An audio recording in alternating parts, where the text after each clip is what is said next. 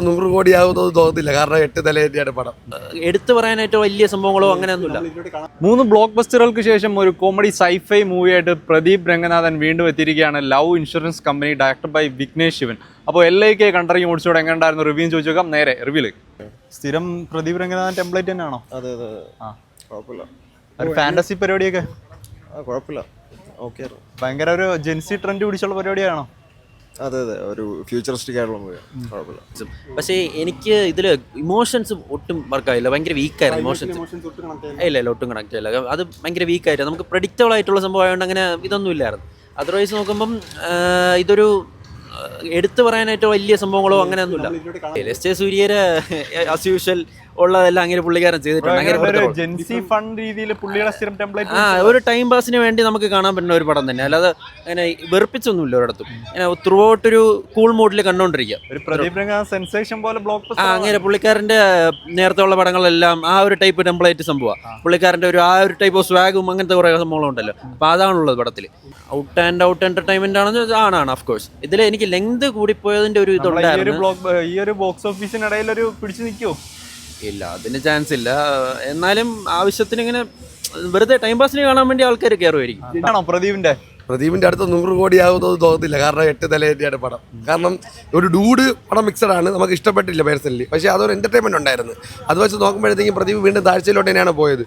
ഒരു ലവിനൊരു വാല്യൂവും കാര്യങ്ങളൊന്നും കൊടുക്കാത്ത രീതിയിലേക്കാണ് പടം എടുത്ത് വെച്ചേക്കുന്നത്. ഫസ്റ്റ് ഹാഫും കാര്യങ്ങളും നോക്കുമ്പോഴത്തേക്കും നമുക്ക് സെക്കൻഡ് ഹാഫ് അല്പം കൂടെ കൊള്ളാമെന്ന് തോന്നിയത്. ഫസ്റ്റ് ഹാഫ് വെറും ക്രിഞ്ച് സംഭവങ്ങളൊക്കെ ആയിട്ടാണ് കൊണ്ടുപോയിക്കൊണ്ടിരിക്കുന്നത്. അനിരുദ്ധിൻ്റെ മ്യൂസിക് എനക്കെന്നെ പാട്ട് മാത്രം അത്യാവശ്യം കൊള്ളാമെന്ന് തോന്നിയത്. ബാക്കി എല്ലാം വെറും വെസ്റ്റാണ്. Fantasy element വർക്കാവാത്തതാണോ?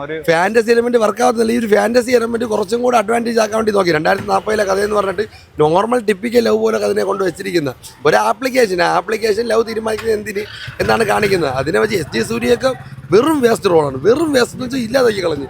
VFX ഒക്കെ നമുക്ക്, ഞാൻ പറഞ്ഞില്ല, ഇവർക്ക് ഭയങ്കരമാണെന്ന് പറയാൻ മാത്രം ഒന്നുമില്ല. ഒരു ഓക്കേഷനേക്കാൾ താഴെ ഫീൽ, അത്രേ ഉള്ളൂ. തിയേറ്റർ വാച്ചിനുള്ള പുള്ളിയുടെ എലമെന്റ്സ് ഒക്കെ വെച്ചിട്ടുണ്ടോ? ഇല്ല, തിയേറ്റർ വാച്ചിന് സാധാരണ പ്രദീപിന്റെ എല്ലാ പടങ്ങളിലും ഒരു മോശം പടമാണെങ്കിൽ പോലും എന്റർടൈൻമെന്റ് ഫാക്ടർ കാണും. ഇതിലതില്ല. അത് ഉണ്ടെങ്കിൽ പോലും നമുക്കൊന്നും ക്രിഞ്ച് ടൈപ്പിലാണ് ചെയ്യുന്നത്.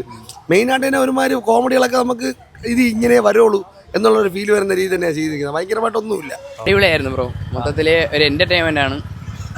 പിന്നെ അനിരുദ്ധാണ് സത്യം പറഞ്ഞാൽ സിനിമയെ കൊണ്ടുപോകുന്നത് അടിപൊളിയായിട്ട്. പിന്നെ പഴയ ആക്കോ സോങ് തിരിച്ചു കണ്ടതിൽ ഭയങ്കര ഫീലായിരുന്നു. മൊത്തത്തിൽ കൃതീഷ് ഷെട്ടി പ്രദീപിൻ്റെ ഒരു ലവ് റൊമാൻസ് സീനൊക്കെ അടിപൊളിയായിരുന്നു. ഒരു ഫൺ റൊമാൻസ് വിക്കി ചെയ്യുന്ന പടങ്ങൾ അറിയില്ല, അപ്പോൾ അതിനനുസരിച്ചുള്ള അടിപൊളിയായിരുന്നു. സ്ഥിരം പ്രദീപ് രംഗനാഥൻ ടെംപ്ലേറ്റ് തന്നെ പിടിച്ചേക്കുന്നത്. എന്ന് വെച്ചാൽ പ്രദീപ് രംഗനാഥൻ കറക്റ്റ് അതിൻ്റെ ആക്ഷനും കാര്യങ്ങളൊക്കെ അടിപൊളിയായിരുന്നു. വർക്കാവാനുള്ള തിയേറ്റർ വാച്ചിനുള്ള വേറെ ഒന്നും പറയാനില്ല, കൊള്ളൂല. ആ പുള്ളിയുടെ ഒരു പഴയ എന്താണ് ഡീറ്റെയിൽ റിവ്യൂ അറിയോ? വർക്കാവാതെ കഥയൊന്നും അങ്ങനെ കൂടുതൽ അങ്ങനെ വർക്കൗട്ട് ആയില്ല. പിന്നെ എല്ലാം ഒന്നും ഓവറായിപ്പോയില്ല. ആണോ? നൈസ് പടം, നല്ല ഫ്യൂച്ചറിസ്റ്റിക് പടമാണ്. പക്ഷേ VFX കിടലായിട്ട് ചെയ്തിട്ടുണ്ട്, കൊള്ളാം. ഫുള്ള ഒരു ഫണ്ണായിട്ട് തന്നെ. ഫണ്ണാണ്, റൊമാൻറ്റിക് പടമാണ്. നല്ല നല്ല വിഷ്വൽ ബ്യൂട്ടി ആയിട്ട് പടം എടുത്തിട്ടുണ്ട്. കിടല പടം. പുള്ളിയുടെ മുൻപത്തെ പടങ്ങൾ പോലെ ഒരു ബ്ലോക്ക് ബസ്റ്റർ ആവാനുള്ള ആ ഒരു പാറ്റേൺ തന്നെയാണ്. പക്ഷേ ചാൻസ് ഉണ്ട്. നല്ല പടം. ഓക്കെ, നല്ല പടം. ഫണ്ണാണോ? ഫണ്ണാണ്. ടോട്ടലി എങ്ങനെയുണ്ട് ജോണറൊക്കെ? ജോണറെ കൊള്ളാം. എനിക്ക് തന്നെ ടോപ്പിക്ക് കുറച്ചുകൂടെ ഇഷ്ടപ്പെട്ടു.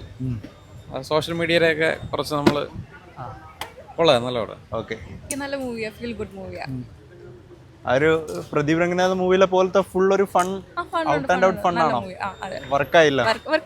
നല്ല മൂവിയാ. ഓക്കെ, കൊള്ളാം.